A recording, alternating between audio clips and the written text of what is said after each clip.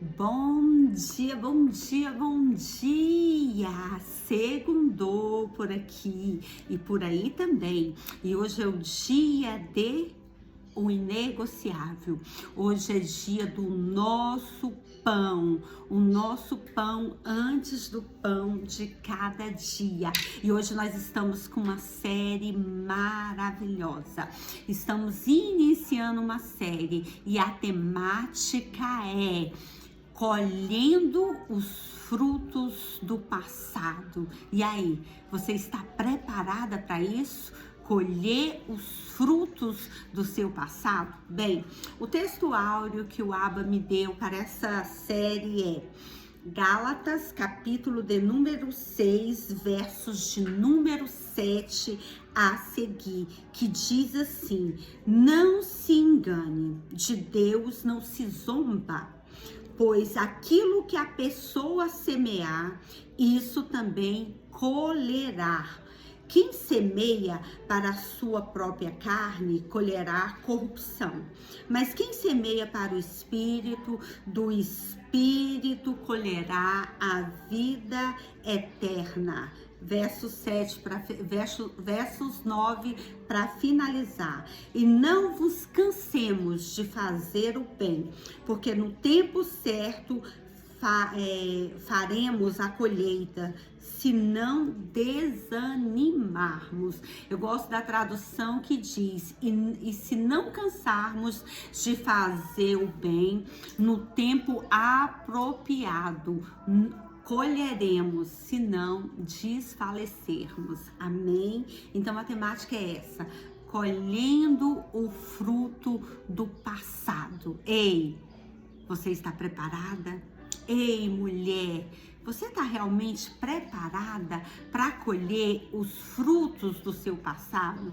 Será que as suas sementes foram boas? Como é que será a sua colheita de agora em diante? Deixa eu te dizer algo. Frutos, eles não nascem no tempo da semente. Não. No tempo da semente, eles não nascem. Mas quando é o tempo certo, eles nascem, eles produzem fruto.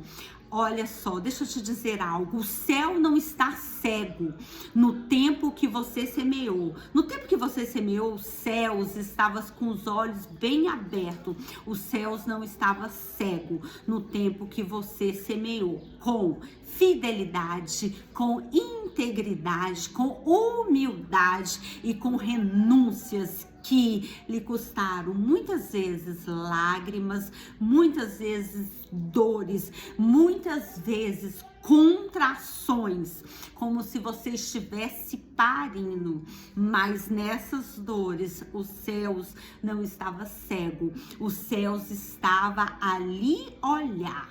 Então eu quero te fazer uma pergunta, eu já quero começar verdadeiramente essa reflexão com uma pergunta que está aqui latente dentro de mim e que insiste em não se calar.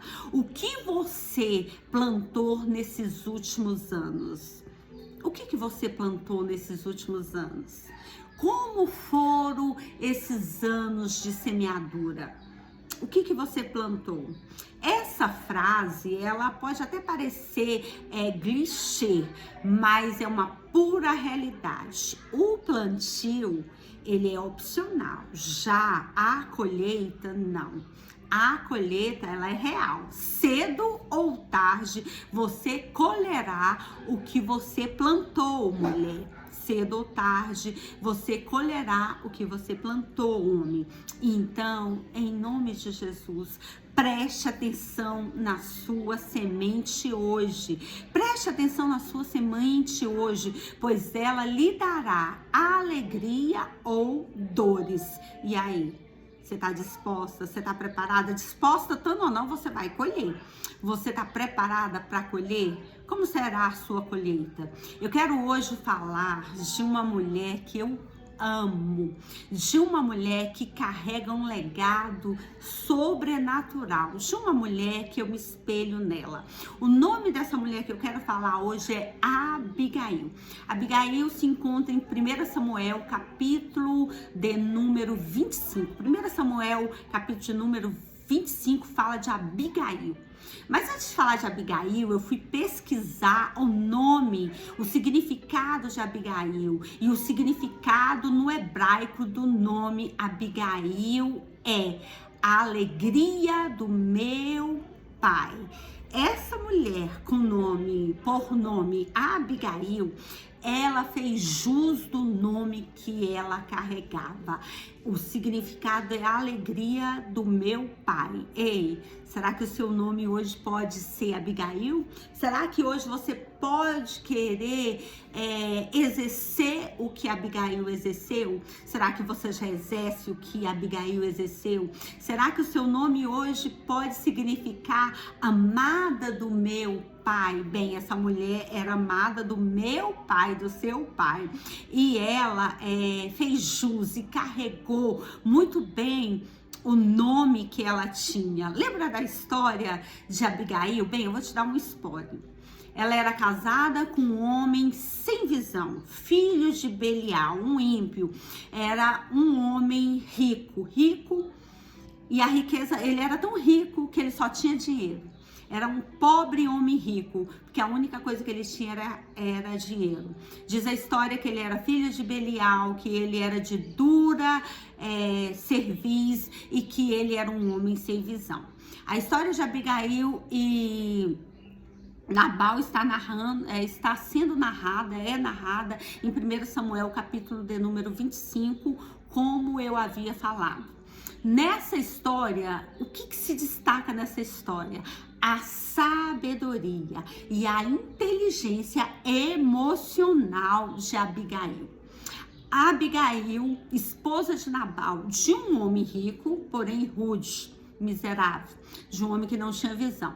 Quando Nabal insultou Davi e os seus homens, Davi ficou furioso e aí quis tentar matar e destruir toda a família, toda a parentela de Nabal. E quando Abigail descobriu isso, que Davi planejava o mal, ela tomou conta daquela situação. Ela agiu com sabedoria, ela agiu com prudência, indo ao encontro de Davi com presentes e com pedido de perdão.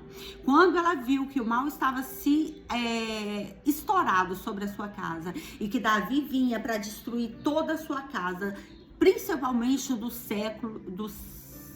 sexo masculino, o que ela faz? Ela agora toma rédea, ela agora pega presentes e agora ela vai até Davi pedir perdão em nome do seu marido Nabal. E aí, com isso, ela evitou um massacre no meio do seu povo. Nabal, por sua vez, ele foi descrito como um homem sensato e de má índole, com um comportamento, pasme, que não prejudicava só a si próprio. O comportamento de Nabal prejudicava a si próprio e prejudicava também toda a sua casa, todas as pessoas que moravam ao seu redor. Inclusive, por conta disso, Davi ia destruir a sua família, mas a postura, a sabedoria de Abigail mudou toda aquela história. Bem, a história de Abigail e Nabal é um exemplo. Segura isso aí. A história de Abigail e Nabal é um exemplo notável de uma colheita de sabedoria, de prudência.